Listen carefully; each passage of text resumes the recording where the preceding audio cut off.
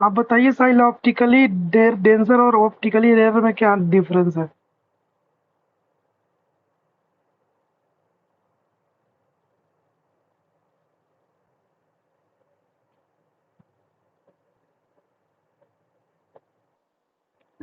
Optically denser और optically rare में क्या डिफरेंस है?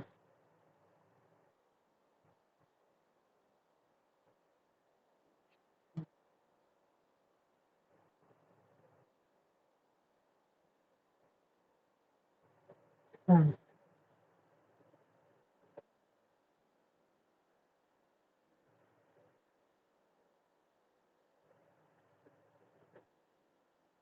क्या होती है?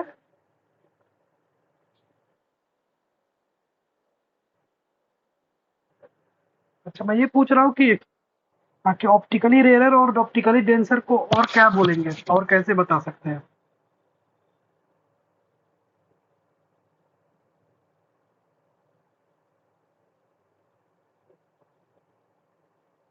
हाँ, और कैसे बता सकते हैं इसको? ऑप्टिकली डेंसर मीडियम को कल बताया था ना। तो बताइए, साहिला ही बताएगी।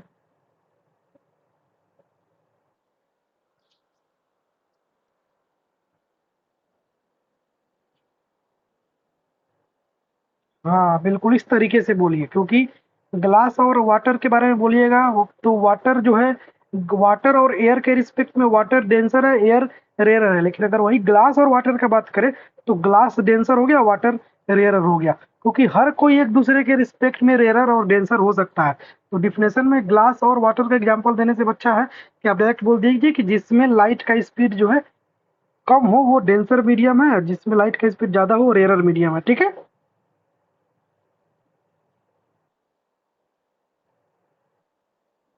हम्म, चलिए, यस सर तो आप बोल दिए। आगे हम लोग बढ़ते हैं।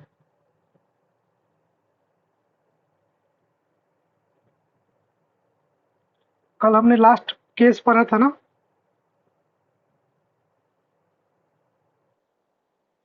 लास्ट केस क्या आज हम लोग बात करने जा रहे हैं?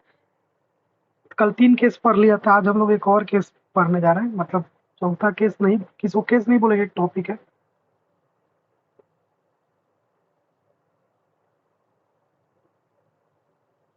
पेन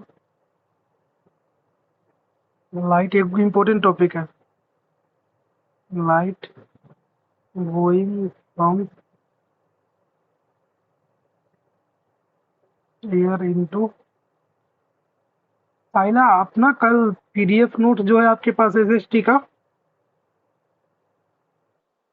ग्रुप में शेयर कर दीजिएगा, ताकि बच्चे एक बार पढ़ के आएंगे, फिर कल मैं उससे पढ़ाऊंगा। ठीक है।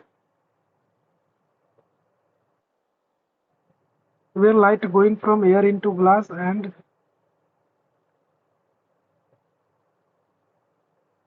again into air।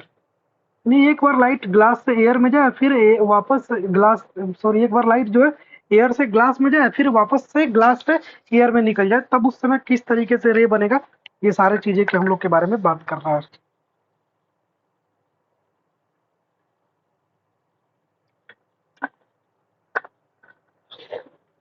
उसी हमें ग्लास स्लैब बनाते हैं।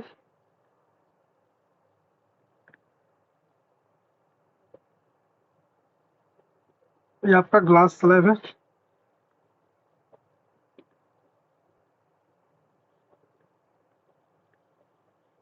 ये आपका जो है इंसिडेंट रे है।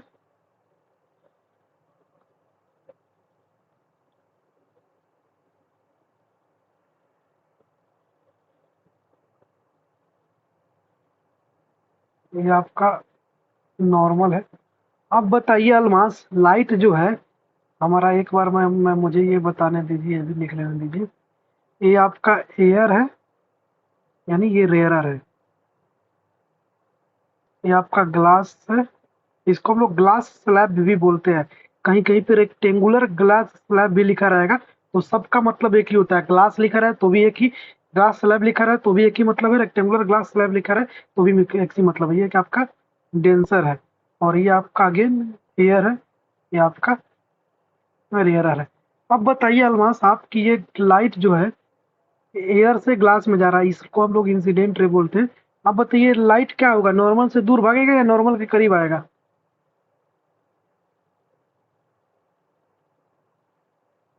लाइट रे नॉर्मल के दूर, एयर से एयर से ग्लास में लाइट जा रहा है तो नॉर्मल से दूर भागेगा कि करीब आएगा?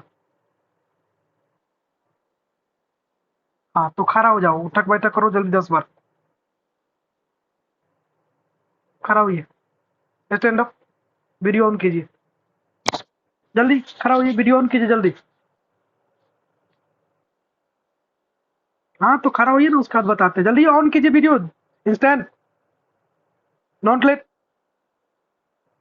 लाइट नहीं है, झूठ बोलेगा तुम? ठीक है, फिर भी उठक बैठक करो अंधेरा में।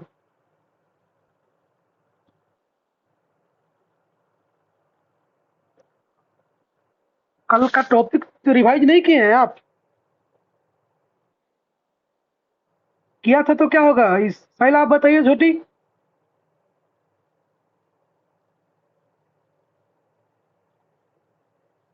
क्या होगा बताइए आप।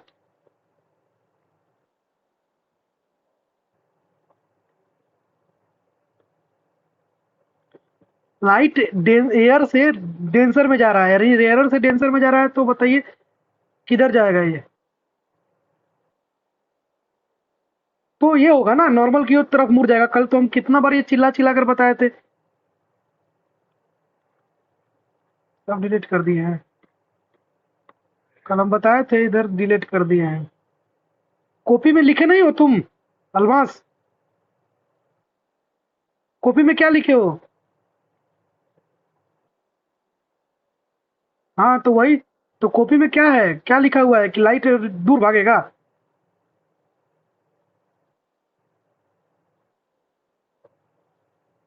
अभी ना, अभी हम आपके अबू से फोन करते हैं, टेंशन ना लीजिए आप। अभी हम अबू से आपकी बात कर रहे हैं, डोंट वरी। अभी हम क्लास के बाद आपके अबू को ही फोन करेंगे। आप यार रिवाइज करके आया करो, आपको देखो ना, मेरा मोटिवेशन लो हो जाता है, सच बता रहा हूँ। मैं इतना मेहनत करके पढ़ा रहा हूँ और आप लोग घर से पढ़ के नहीं आओगे ना, तो सच बताऊं, अभी मैं बाहर से आ रहा हूँ, सुबह 2 बजे से लेकर बाहर में खड़ा ही हूँ, एक भी बार बैठने का मौका नहीं मिला है, केवल चल ही रहा हूँ।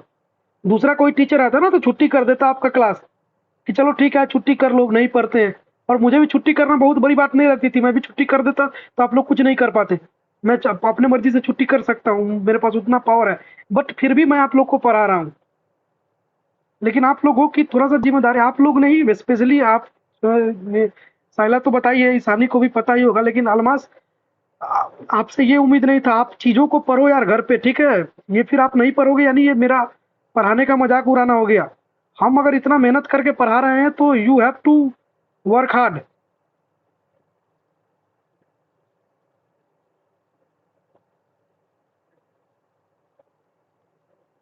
अदरवाइज ये फिर मेरे लिए और आपके लिए सही नहीं होगा। आप मेरे मोटिवेशन को लूज कर देते हो। एक तो मैं पढ़ा रहा हूँ इतना मेहनत से, आप मोटिवेशन को लूज कर दोगे, पढ़ के नहीं आओगे घर से, ये अच्छी बात नहीं ना है। थोड़ा सा समझा करो आप लोग, घर से पढ़ो, अच्छा से कंसेप्ट क्लियर करो। मैं कल कितना बार बताया था कि लाइट जो है बेंड कर जाता है जब भी वो रेयरर से डेंसर में जाता है, तो और यही चीज हम आपको पूछ बोले थे कि आप अपने दोस्तों से या फिर अपने स्कूल टीचरों से पूछ करिएगा कि आखिर लाइट बेंड क्यों करता है, क्या कारण है कि लाइट मुड़ जाता है। मैं ये चीज आप लोग को क्वेश्चन पूछा था। लेकिन गजब है, आप लोग थोड़ा सा ध्यान दीजिए, क्योंकि if my motivation goes lows, then I will not teach you better. अब बताएगी ईशानी, अब आपका टाइम है। अब लाइट जो है बाहर निकलेगा, अब डेंसर से बाहर निकलेगा तो क्या होगा? वो रेयर से दूर, नॉर्मल से दूर भागेगा कि करीब आएगा? हाँ हाँ हाँ, रेयर डेंसर से रेयर की तरफ जाएगा।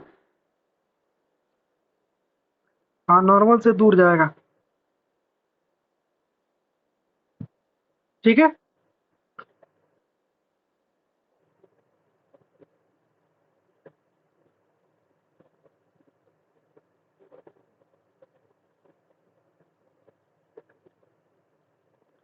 नॉर्मल से दूर जाएगा।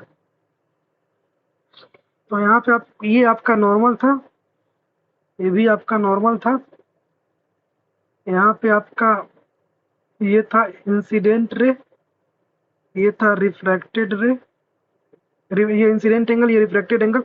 अब ये बाहर निकल गया, तो जो रे ग्लास में गया, पहले एयर से ग्लास में गया, फिर ग्लास से रिफ्रैक्शन होने के बाद फिर बाहर निकल गया, तो जो रे बाहर निकलता है ना, इस रे को हम लोग बोलते हैं इमर्जेंट रे। इमर्जेंट रे बोलते हैं इस रे को, इस रे को इमर्जेंट रे बोलते हैं। और इस एंगल को, ये जो यहाँ पे एंगल बना है नॉर्मल और इमर्जेंट रे के बीच में, इसको एंगल ई से डिनोट करते हैं, इसको बोलते हैं इमर्जेंट एंगल। इमर्जेंट एंगल बोलते हैं। अब देखिए, अगर बाय द वे, अगर by the way glass slab नहीं होता, अगर ये ग्लास स्लैब नहीं होता तो लाइट जो है बिल्कुल इस तरीके से सीधे पास कर जाती। दूसरा कलर ले लेते हैं।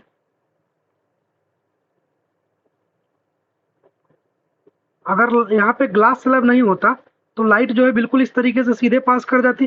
पास करती कि नहीं सीधा? लाइट का ओरिजिनल डायरेक्शन यही ना, अगर लाइट ग्लास नहीं होता तो लाइट तो सीधा पास कर जाती। तो लाइट जब सीधा पास कर जाती तो ये जो है, ये है क्या, डायरेक्शन ऑफ ओरिजिनल रे। डायरेक्शन को शॉर्ट फॉर्म में ऐसे लिखता है, डायरेक्शन ऑफ ओरिजिनल रे। ओरिजिनल रे का डायरेक्शन ये है, अगर ये ग्लास नहीं होता तो लाइट बिल्कुल सीधा इस तरीके से चला जाता। तो जो ओरिजिनल रे होता है और इमरजेंट रे होता है ना,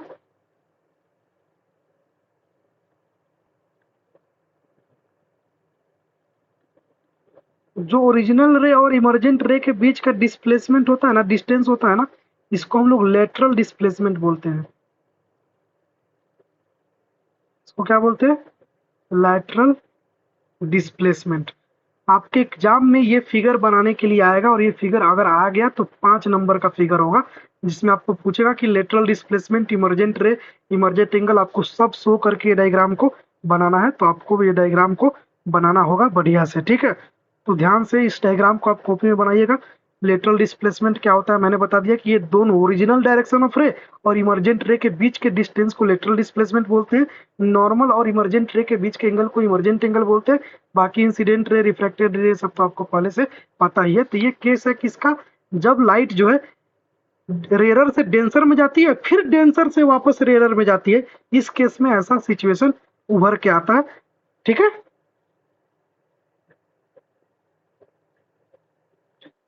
और यही यही चीज का फिगर जो है साइला कलम से पूछी थी।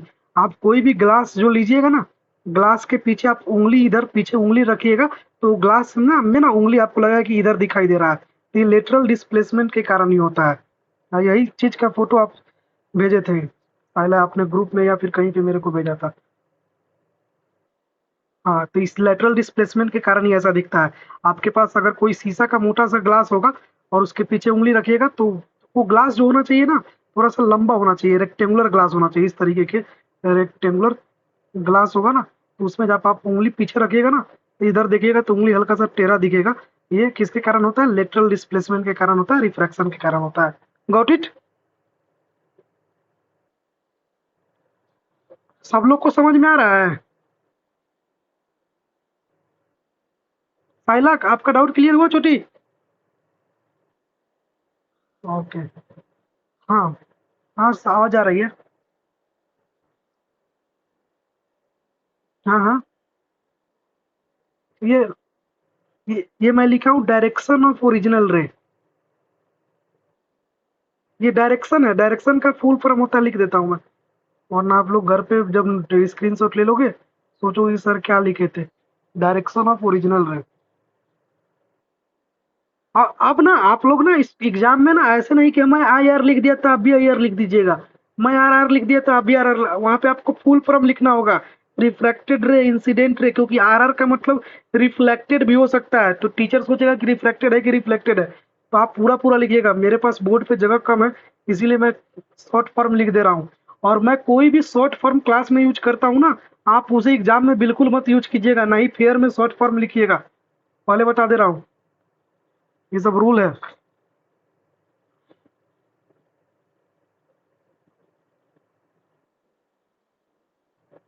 और थोड़ा सा घर पे हम आपको मैसेज आज किए थे कि नहीं, आप लोग को याद है? मैं दोपहर में मैसेज किया था कि आप चीजों को पढ़ लीजिएगा। और देखो, आपको पढ़ने में 5 मिनट से ज्यादा का टाइम नहीं लगता, क्योंकि 2-3 पेज ही कॉपी में लिखा हुआ होता। 2-3 पेज पढ़ने में कितना टाइम लगता है? सब समझ में आया हुआ है, केवल रिवाइज करना है। तो जब भी क्लास करने आइए तो पीछे के चीजों को रिवाइज करके आइए, थोड़ा सा सिंसियर बनिए। Almas gives your last warning. अभी हम घर आ रहे हैं ना, तो घर आ रहे हैं तो आप से मुलाकात होगा मेरा, तो मुलाकात होगा तो मुक्कालात भी होगा, ठीक ना?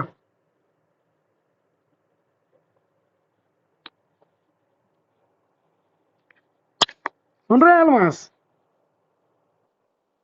हाँ। तो हम मुलाकात के समय मुक्कालात से भी आपका स्वागत करेंगे, समझे?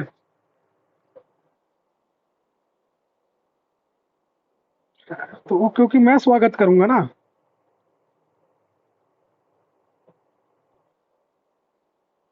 और ईशानी, अगर इस बार मौका मिलेगा ना, तो आपके भी घर आ जाएंगे, क्योंकि उधर भी मुझे आना है आपके तरफ, नोखा के साइड। कोई नहीं। अच्छा, अच्छा, अच्छा। मतलब ऐसे सच बोल रही है? चलिए, हो गया, स्क्रीनशॉट ले लिया आप लोग? ओके, आगे बढ़े।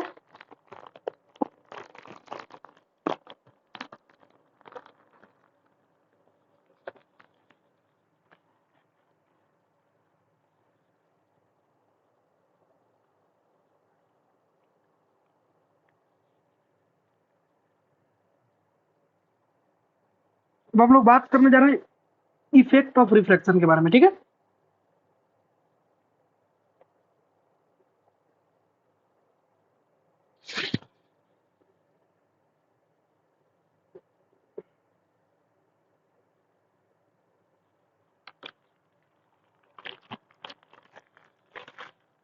We are going to talk about effect of reflection, got it? देखिए, इफेक्ट ऑफ रिफ्लेक्शन में क्या होता है छोटू, थोड़ा सा बात को सुनिए सब लोग। जैसे आप क्या कीजिए कि आपके पास शीशा का ग्लास है अगर घर पे अभी, तो उस ग्लास में, क्लास के बाद या फिर अगर अभी आपके पास में ये टेबल पे, तो उस ग्लास को लीजिए, उस ग्लास में ना अपने पेन को डालिए, और फिर उस ग्लास को ना सामने से देखिए।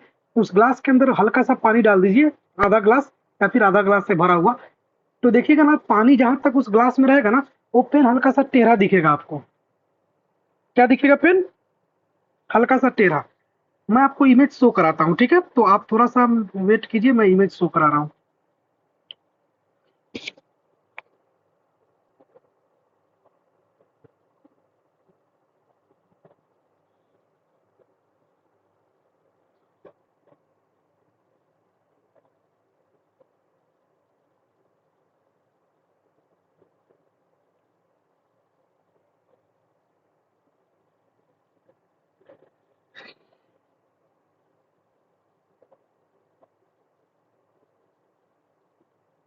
देखिए, ग्लास में इस तरीके से पेंसिल डालिएगा ना, देख रहा है पेंसिल कैसे टेढ़ा दिख रहा है ये? तो ये किसका इफेक्ट है? रिफ्लेक्शन का ही इफेक्ट है, ठीक है? देखिए इस तरीके से, ये ग्लास में पेंसिल डालिएगा ना, तो देखिए पेंसिल सीधा है, लेकिन अब पानी में डालने के बाद ये उल्टा दिखने लगेगा, ठीक है? ये किसका इफेक्ट है? रिफ्लेक्शन का इफेक्ट है। सेम उसी तरीके से रिफ्लेक्शन का और भी इफेक्ट हो सकता है कि ये देखिए, चम्मच डालिएगा तो चम्मच देखिए कैसे बड़ा सा दिखने लगा, अंदर देखिए।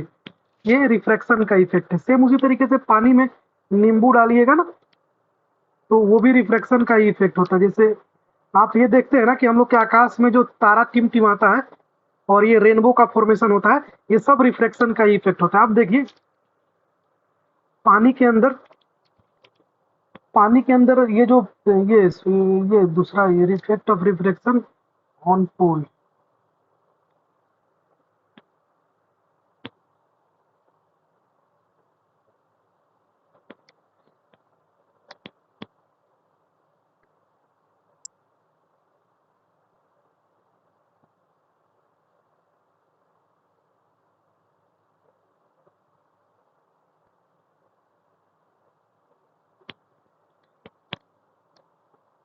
ये वाला फिर, अब देखिए रिफ्लेक्शन, ये पुल है ना,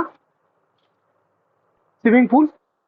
इस स्विमिंग पूल में क्या है, रिफ्रैक्शन की वजह से ना, ये स्विमिंग पूल में जितना गहराई होगा ना, वो लगेगा कि कम गहरा है। वो हल्का सा इसका सरफेस जो है ना, तल, सरफेस मतलब तल, वो हल्का सा ऊपर उठा हुआ दिखाई देता है। तो आप जब भी जाइएगा स्विमिंग पूल में, तो वहाँ का पानी ब्लू ब्लू दिखता है, और तो आपको लगेगा ना कि वो पानी गहरा नहीं है, लेकिन क्योंकि ऊपर से आपका उसका जो तल है ना, उठा हुआ दिखता है, रिफ्लेक्शन की वजह से वो तल उठा हुआ दिखता है, तो आपको लगेगा कि पानी गहरा नहीं है, लेकिन अंदर जाइएगा तो आपको गहराई का पता चलेगा। सेम उसी तरीके से मछली मारने जाइएगा नदियों में, तो आप ऊपर से देखिएगा जो मछली तैर रहा है, आपको लगेगा कि मछली ऊपर है, लेकिन मछली थोड़ा सा और नीचे रहता है। तो मछली पानी में हल्का सा ऊपर दिखता है, किसके कारण? रिफ्रैक्शन के कारण। यही कारण है कि आप मछली को ना कभी पानी में पकड़िएगा, तो आपको लगेगा कि मछली इतना यहाँ डालेंगे तो पकड़ा जाएगा, लेकिन पकड़ाता नहीं है। उसके लिए अगर आपके पास रिफ्रैक्शन का नॉलेज रहेगा, तो आपको पता है कि मछली जितना पे दिख रहा है उतना पे है नहीं। अगर मछली जितना पे दिख रहा है उससे थोड़ा सा नीचे मुझे हाथ डालना पड़ेगा, तब जाके ये पकड़ाएगा। तो रिफ्रैक्शन के कारण ये सब होता है। या फिर हम लोग के आकाश में जो स्टार का ट्विंकलिंग होता है, वो भी रिफ्रैक्शन के कारण होता है। तो वो स्टार का ट्विंकलिंग रिफ्रैक्शन के कारण कैसे होता है, हम human I and colourful world में पढ़ेंगे। हम लोग का रैनबो का फॉर्मेशन भी रिफ्रैक्शन के कारण होता है। तो ये सब कुछ इफेक्ट है, जो किसका इफेक्ट है? रिफ्रैक्शन का इफेक्ट है। Got it? हाँ, आप सिंपली यहाँ पे देख सकते हैं कि ये देखिए, ये जो पानी के अंदर ईंट डाला गया है, तो ये ईंट ओरिजिनल में है यहाँ पे, लेकिन इसका इमेज जो है कहाँ पे बन रहा है? ऊपर में बन रहा है। तो ये वर्चुअल इमेज इसका ऊपर बन रहा है, यानी ईंट पानी में ओरिजिनल यहाँ पे है, लेकिन दिख रहा है हल्का सा ऊपर। तो ये रिफ्रैक्शन का ही कारण दिखता है। Got it? सेम उस सेम उसी तरीके से आप ये मछली का भी एग्जांपल देख सकते हैं कि पानी में मछली है यहाँ, लेकिन दिखेगा थोड़ा सा ऊपर। तो देखिए ऊपर जहाँ पे ये हाथों से मछली बनाया गया है, वो है। यहाँ तक किसी को दिक्कत? लेकिन सर, मुझे एग्जाम में आएगा तो कैसे लिखूंगा, वो भी मैं समझा रहा हूँ, डोंट वरी। मैं आपको एवरीथिंग आई विल क्लियर। अभी इफेक्ट ऑफ रिफ्लेक्शन की बात कर रहे हैं, तो हम सब बात करेंगे। हम आपको इमेज बना कर भी सिखाएंगे, ठीक है? पहला हम लोग का इफेक्ट ऑफ रिफ्लेक्शन है, फर्स्ट, ये stick partly immersed in water appears to be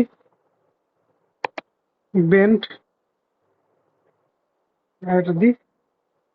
किसके तरफ से आवाज आ रहा है भाई? जिनके तरफ से आवाज आ रहा है बैकग्राउंड, वो अपना माइक बंद कर लीजिए।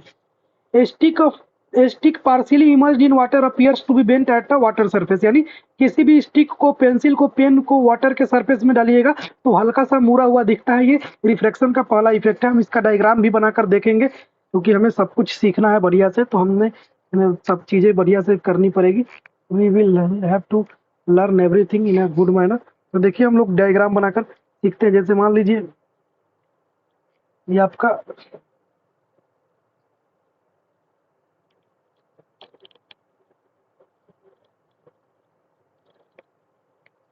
पानी है।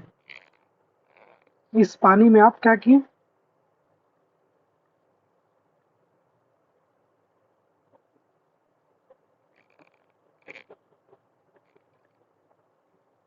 एक स्टिक को डाल दिए।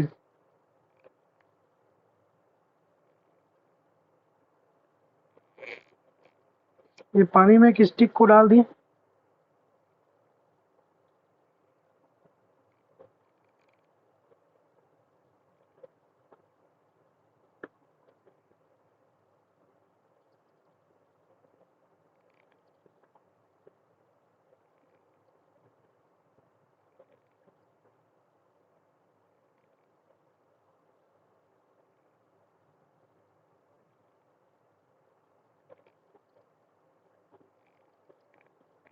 ये पानी में एक स्टिक को डाल दिया हम, ठीक है?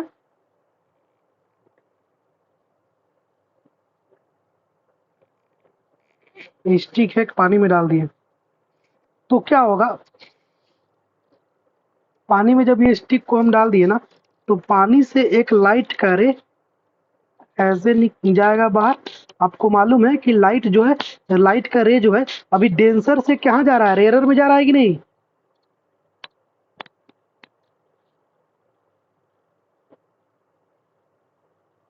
ये नॉर्मल बनेगा। ये आप लोग बोल नहीं रहे। अब ये डेंसर से रेयरर में जा रहा है, तो ये डेंसर से रेयरर में जो भी जाता है वो नॉर्मल से दूर भागता है, तो ये लाइट ऐसे नॉर्मल से दूर भाग जाएगा। प्लस में एक और लाइट ऐसे बाहर निकलेगा,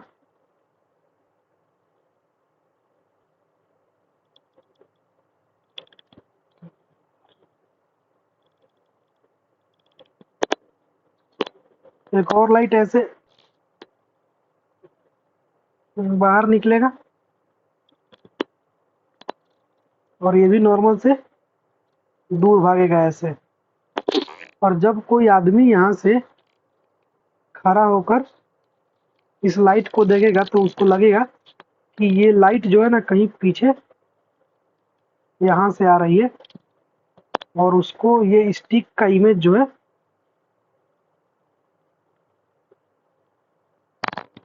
यहाँ पे बनता दिखाई देगा, और इसीलिए लगेगा कि ये टेढ़ा है। इसी कारण से हमें इमेज जो है हल्का सा टेढ़ा बनता हुआ दिखाई देता है। तो ये डायग्राम बनाने के लिए एग्जाम में आ सकता है, तो you can practice it. Got it?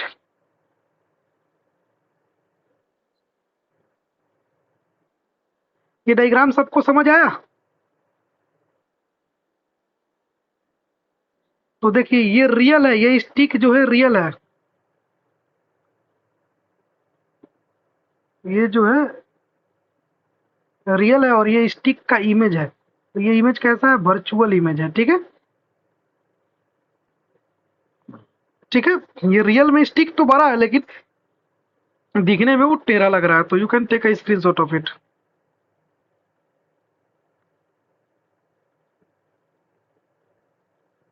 हो गया? स्क्रीनशॉट ले लिए?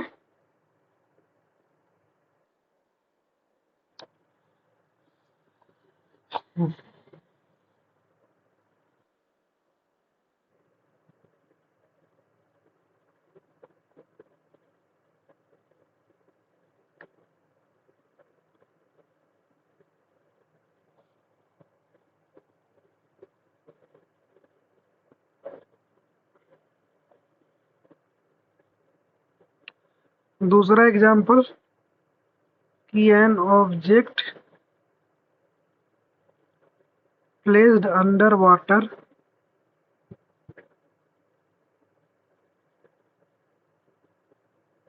appears to be raised। पानी में कोई भी चीज रहता है तो वो ऊंचा उठा हुआ दिखाई देता है, वो हल्का सा ऊपर उठा हुआ दिखाई देता है।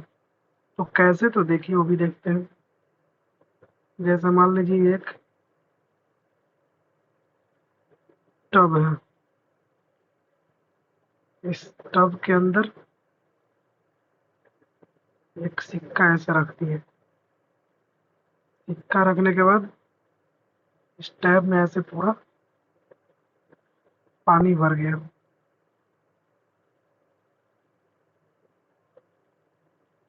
तो टैब में पानी भर गया तो क्या होगा? रिफ्रैक्शन होगा। रिफ्रैक्शन की वजह से ये सिक्का जो है वो हल्का सा ऊंचा दिखेगा। अब सिक्का यहाँ रखा हुआ, तो सिक्का से एक रे ऐसे जाएगा, और यहाँ पे नॉर्मल बनेगा, और ये बाहर ऐसे निकल जाएगा।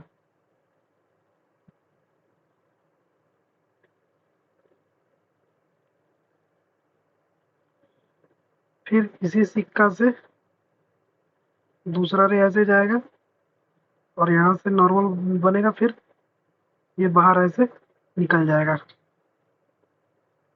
जब यहाँ से कोई आदमी इसे देखेगा, इस रे जो बाहर रे निकल रहा है, तो उसको लगेगा कि ये दोनों रे कहीं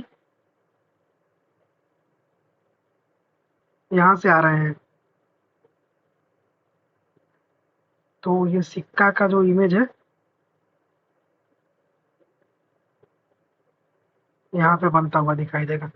गॉट इट? यानी रियल में तो सिक्का यहाँ पे है, लेकिन ये दिख रहा है हल्का सा ऊपर उठा हुआ। ठीक है, ये अपैरेंट इमेज है। अपैरेंट इमेज यानी जो दिख रहा है। Got it?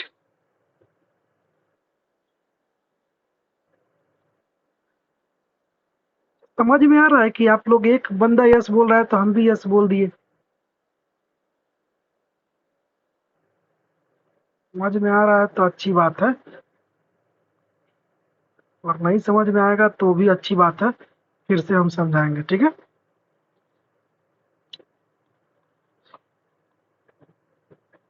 कोई ऐसा नहीं ना है कि सर मुझे तो ये सब आता है, आप क्यों पढ़ा रहे हैं।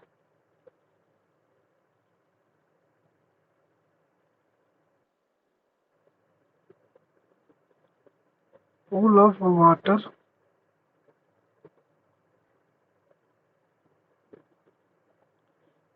appears to be less deep than it actually is। यानी तो आपको बताया था ना कि जो पूल पूल मतलब होता है स्विमिंग पूल, तो जो स्विमिंग पूल होता है उसका जो सरफेस होता है लगता है कि वो लेस डीप है, लेकिन एक्चुअल में वो डीप ज़्यादा होता है। तो वो क्यों होता है? वो भी रिफ्रैक्शन ऑफ लाइट के कारण ही होता है। तो देखिए उसको भी अभी हम लोग पढ़ रहे हैं तो पढ़ ही लेते हैं। देखिए मान लीजिए ये पूल का सरफेस है, ये पीला वाला जो है पूल का सरफेस है, फिर ये पानी भरा हुआ है पूरा। How many of you have been appeared in the swimming pool?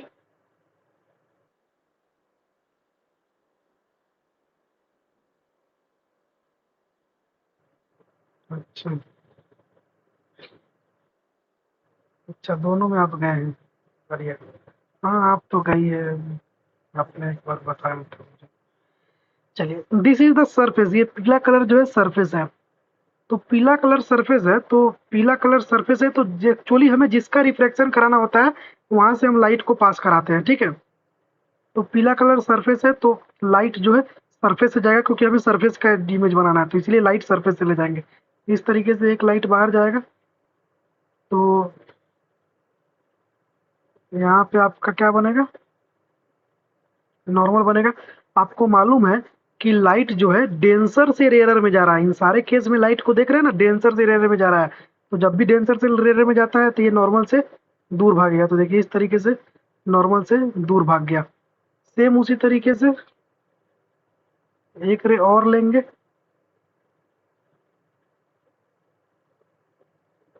यहाँ पे भी क्या बनेगा,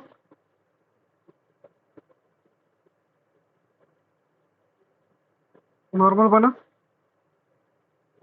और यहाँ पे भी डेंसर से रेयरर में जा रहा है तो नॉर्मल से दूर भागेगा। तो आप अगर पुल के सामने खड़े होंगे यहाँ पे आंख गड़ा कर देखने के लिए, इंसानी ही खड़ा हो सकती है, तो आपको क्या लगेगा, आपको लगेगा कि ये रे जो है ना, ये दोनों रे जो बाहर निकल रहा है, ये रे कहीं पीछे यहाँ पे दूसरा कलर लेते हैं,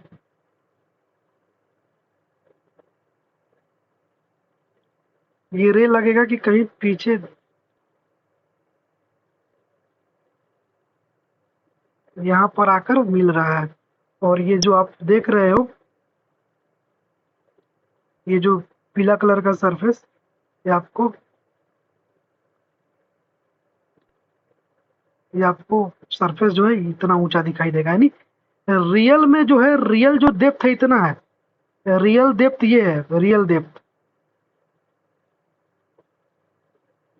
लेकिन आपको दिख कितना रहा है डेप्थ, आपको दिख रहा है मात्र इतना, ये अपेरेंट डेप्थ। अपेरेंट मतलब अपीयर हो रहा है। ये क्यों होता है? ये इसलिए होता है रिफ्रैक्शन के कारण। Got it?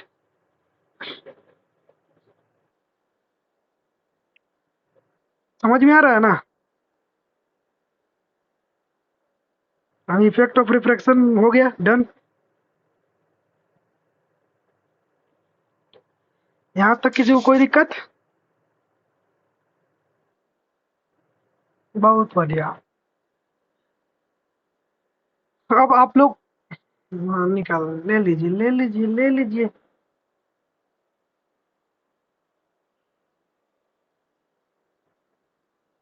अब इसके बाद हम लोग आ जाएंगे रिफ्रैक्टिव इंडेक्स पे ओरिजिनली, तो एक क्लास में रिफ्रैक्टिव इंडेक्स खत्म हो जाएगा।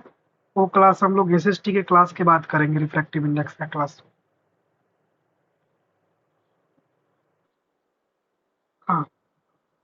अब मेरा कंसर्न था, साइला समझ में आ रहा है, और अलमास।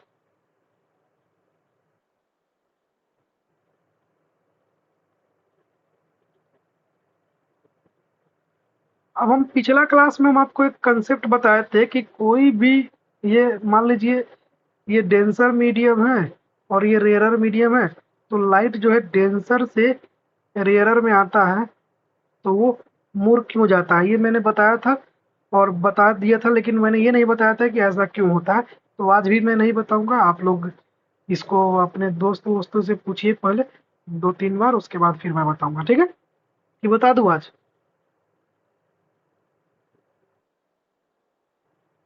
चलिए बता देता हूँ। चलो, कोई नहीं, ईशानी इतना रिक्वेस्ट कर रही है तो बता दे रहा हूँ।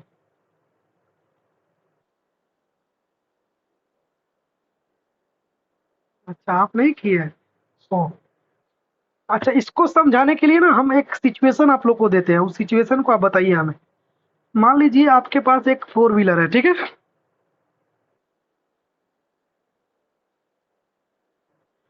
एक फोर व्हीलर है। अब ये कैसा फोर व्हीलर बनाते हैं आप? मान लीजिए इस तरीके के फोर व्हीलर है, ये 4 चक्का है इसका, ठीक है? आप रास्ता में जा रही है तो चारों चक्का में ब्रेक है, लेकिन अचानक से क्या हुआ कि आपका 3 चक्का का ब्रेक फेल हो गया और मात्र ये वाला चक्का जो है इसका ब्रेक आप दबा दी। तो इस ब्रेक दबाई चारों चक्का के, लेकिन तीनों को का फेल हो गया, केवल इसका ब्रेक दबा। अचानक आपका गाड़ी बहुत स्पीड में है, आपका गाड़ी एकदम बहुत स्पीड में है, अचानक आप ये ब्रेक दबाइएगा तो क्या होगा, आपका गाड़ी जो है रुकेगा तो ये ऐसे नहीं मुड़ जाएगा।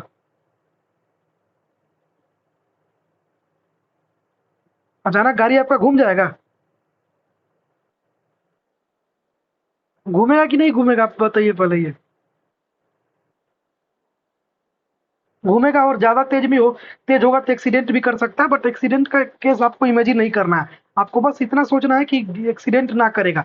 तो जब एक्सीडेंट नहीं करेगा तो ये चक्का रुक गया, तो जब ये चक्का रुक गया तो ये वाला चक्का तो चलता ही रहेगा ना, तो ये वाला चक्का चलेगा तो ये गाड़ी हल्का सा टेढ़ा नहीं हो जाएगा, खड़ा? केस इमेजिन कर पा रहे हो आप लोग? अच्छा, ये बात समझ में आएगी नहीं, क्योंकि अगर ये नहीं समझ में आया होगा, आप ये अगर इमेजिन नहीं कर पा रहे हो तो अभी आगे बताऊंगा तो नहीं समझ पाओगे। ये 100% क्लियर है कि अगर हमारा गाड़ी का एक चक्का मुड़ेगा तो बाकी चक्का जो है वो तो चलता ही रहेगा, तो गाड़ी हल्का सा तिरछा होके खड़ा हो जाएगा, रुक जाएगा। होगा कि नहीं ऐसा? Everyone is concern about it? Everyone is agree? अब देखिए, तो लाइट जो होता है ना वो क्या होता है, फोटोन पार्टिकल होता है। क्या होता है? ला, लाइट के बारे में एक चीज और बताना है हमें, कि लाइट जो है एक एनर्जी के फॉर्म है, तो हम पहले क्लास में ही बता दिए थे। और साथ ही साथ लाइट का डबल नेचर होता है, लाइट का ना डबल नेचर होता है। लाइट जो है दो तरीके से ट्रेवल कर सकता है। एक ट्रेवल कर सकता है लाइट पार्टिकल के फॉर्म में, एक ट्रेवल करता है लाइट वेव के फॉर्म में।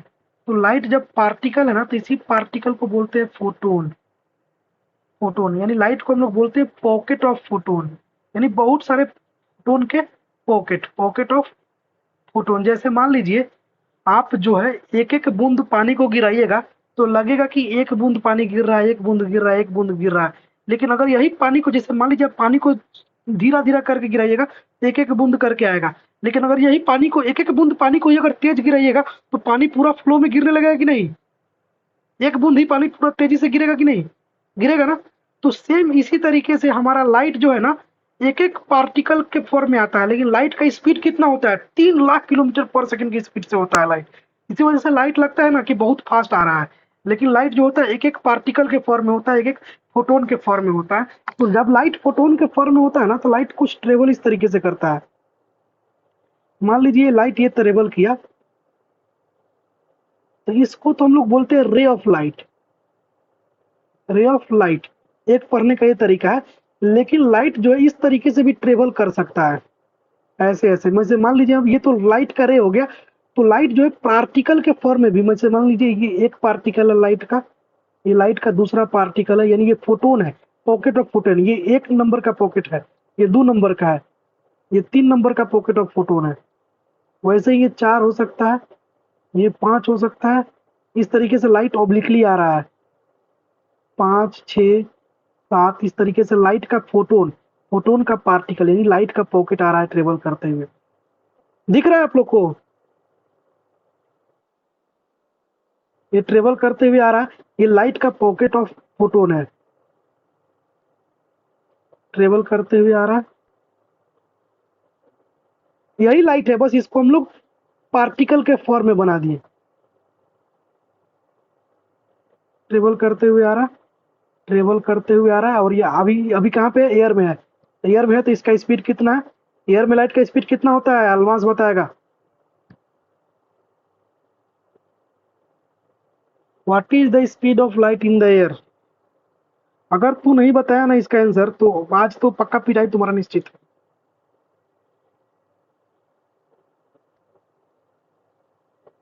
लाइट का स्पीड एयर में कितना होता है? कल बताए थे ना, कल भी बताए थे, पहला क्लास में भी बताए थे, आप 8 क्लास में भी पढ़े।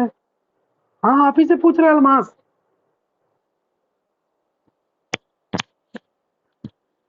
हाँ वेरी गुड, सही बता दिया। अभी नहीं बताता ना, अभी तुरंत आपके अब्बू को फोन लगाते, इसीलिए हम अभी आपके अब्बू से बात करने वाले हैं। आप थोड़ा सा बदमाशी कर ही रहे हैं।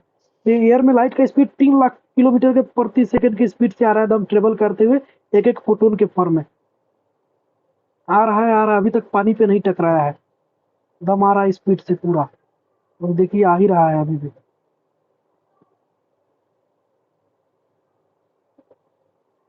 अब देखिए लाइट का ये वाला पार्टिकल जो है पानी पे टकरा गया। ये लाइट का पहला वाला जो पार्ट था, ये वाला पार्ट पानी पे टकरा गया, ठीक है, दिख रहा है। अब ये वाला पार्ट पानी पे टकरा गया, तो पानी पे टकराया तो पानी में तो लाइट की स्पीड कम हो जाएगा ना, टकराएगा तो। यहाँ पे ब्रेक लग गया ना लाइट पे। ये एयर था, ये वाटर था। तो जैसे ही वाटर के, इसका जो लाइट का पार्टिकल का इस साइड का पार्ट, यानी मान लीजिए इधर लेफ्ट चक्का है, इस साइड का चक्का पानी पे टकराया तो इसका ये स्पीड इसका कम हो जाएगा ना, ये हल्का रुकेगा ना। लेकिन ये वाला पार्टिकल अभी तक टकराया नहीं है पानी पे, तो आपको क्या पता है कि जब इधर का चक्का ब्रेक लेता है तो इधर वाला चक्का हल्का सा आगे ऐसे मुड़ जाता है, मुड़ता है कि नहीं? अब ये चक्का मुड़ जाएगा तो यहाँ से लाइट जो है क्या कर जाएगा? बेंड कर जाता है। तो यही कारण है कि लाइट जो है जब डेंसर से रेयरर से डेंसर में जाता है तो वो क्या कर जाता है? नॉर्मल की ओर बेंड कर जाता है। वो बेंड किया, यहाँ पे लाइट का जो पहला पार्ट है ना, वो पानी से टकरा गया। जैसे ही पानी से टकराया तो पहला पार्ट का स्पीड कम हो गया, लेकिन दूसरा पार्ट का स्पीड तो ज्यादा है। तो जैसे ही पहला का पार्ट का स्पीड कम हुआ तो दूसरा पार्ट जो है ये रुकेगा तो ये आगे बढ़ जाएगा ना। जैसे इस तरीके से इस चक्का में ब्रेक लगाते थे तो ये चक्का आगे आ जाता था, सेम उसी तरीके से ये आगे आ जाएगा, और आगे आ जाएगा यानी अब ये मुड़ गया। इस तरीके से लाइट जो है नॉर्मल की ओर मुड़ जाता है। Got it? देखिए समझ में आया तो भी अच्छा, नहीं समझ में आया तो भी कोई बड़ी बात नहीं है, ये तो आपसे हायर कंसेप्ट का चीज है। लेकिन मेरे ख्याल से समझ में आ गया होगा। अगर ये चक्का का कंसेप्ट अगर समझ पा रहे होंगे तो इसको जरूर कनेक्ट कर पा रहे होंगे। अगर ये नहीं समझोगे तो आप झूठ मूठ का यस सर बोल रहे होंगे। रियली बताइए, आप लोग में से किन किन लोगों को ये समझ में आया, किनको किनको नहीं आया? आ गया अलमास और साइला ईशानी? ओके, हालांकि ये चीज आप इस चंद में भी दे रखा है, और आप इसका इस चंद में दे रखा है, लेकिन बहुत सारे टीचर इसको समझा नहीं पाते और बहुत सारे लोग पढ़ाते नहीं है। और हालांकि ये थोड़ा सा एक्स्ट्रा कंसेप्ट हो जाता है, एग्जाम में पूछेगा भी नहीं। तो बेसिकली अगर आपसे पूछे कि लाइट जो है नॉर्मल की ओर क्यों मुड़ता है, तो आप बोल दीजिएगा due to change in speed of light when it's lump on the water surface. जब इसका फर्स्ट सरफेस वाटर पे स्ट्राइक करेगा तो एक सरफेस का स्पीड कम हो जाएगा, दूसरा इस सरफेस का स्पीड जो है वो आगे बढ़ता ही चला जाएगा, जिसके कारण नॉर्मल की ओर मुड़ जाता है। हालांकि एग्जाम वगैरह में पूछेगा नहीं, जस्ट मैं आपको नॉलेज के लिए बता दिया हूँ। स्क्रीनशॉट लेकर कॉपी में बनाना चाहते हैं तो बना लीजिएगा, नहीं भी बनाना चाहते तो कोई दिक्कत नहीं है। अब आप एस चंद बुक का पेज नंबर निकालिए 219,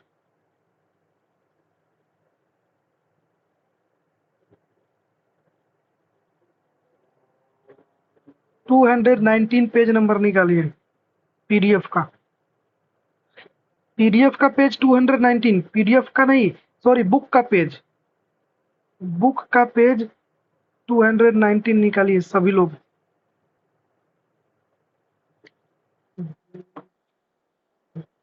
19 19 गदही 19।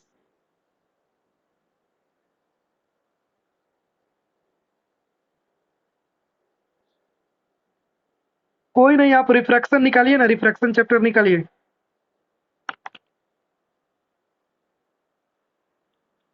निकाले रिफ्रैक्शन चैप्टर। रिफ्रैक्शन चैप्टर में निकालने के बाद उसमें पहला जो एक्सरसाइज दे रखा है उसको निकालिए।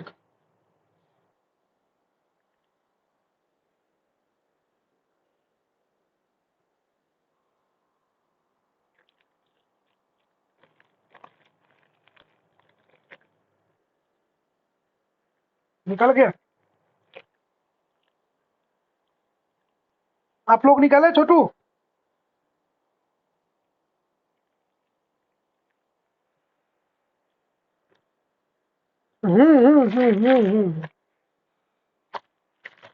निकाला सब लोग? तो 219 पेज नंबर में ना क्वेश्चन 1 से लेकर क्वेश्चन 38 तक कर लीजिएगा, 1 to 38। ये होमवर्क मैं कल ही नहीं चेक करूंगा, टेंशन ना लीजिए। हाँ, और ये क्वेश्चन इजी है, हो जाएंगे सब। इतना पढ़ाने के बाद जितना नोट्स लिखवाए हैं सब नोट्स को एक बार पहले रिवाइज कर लीजिएगा, रिवाइज करने के बाद क्वेश्चन बनाना स्टार्ट कीजिएगा, सारे क्वेश्चन बनना स्टार्ट हो जाएंगे आप लोग से, तो हम प्रॉमिस करता हूँ पक्का बनेंगे। तो ये होमवर्क चेक कब करना है? नहीं नहीं नहीं नहीं, ज्यादा हो जाएगा, अगले संडे को तो मैं क्लास ही नहीं लूंगा।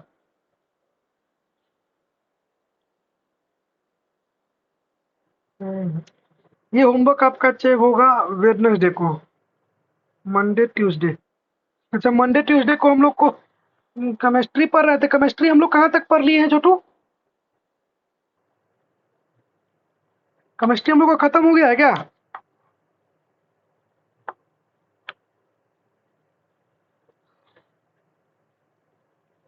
हेलो गधे लोग बोलिए,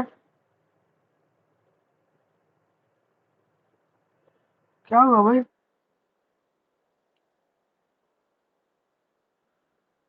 रिएक्शन का टाइप पर। हाँ।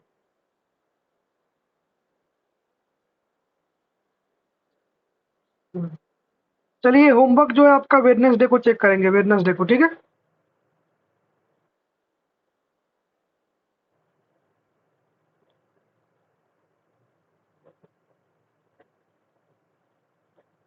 वेडनेसडे को होमवर्क चेक करेंगे। और कल आपका क्लास जो होगा, देखिए कल किस टाइम में आपका क्लास हम ले पाते हैं, ठीक ना?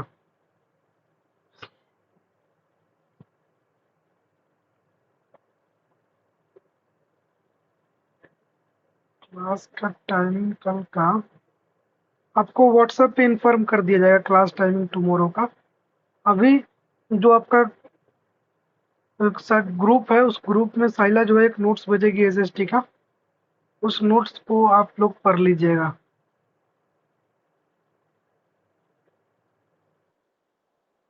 और वही नोट्स से हम कल एसएसटी पढ़ाएंगे।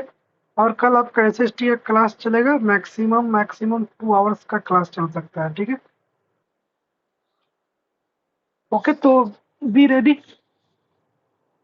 साइला, आप भेज दीजिएगा ग्रुप में नोट्स याद से, ठीक है? Okay, any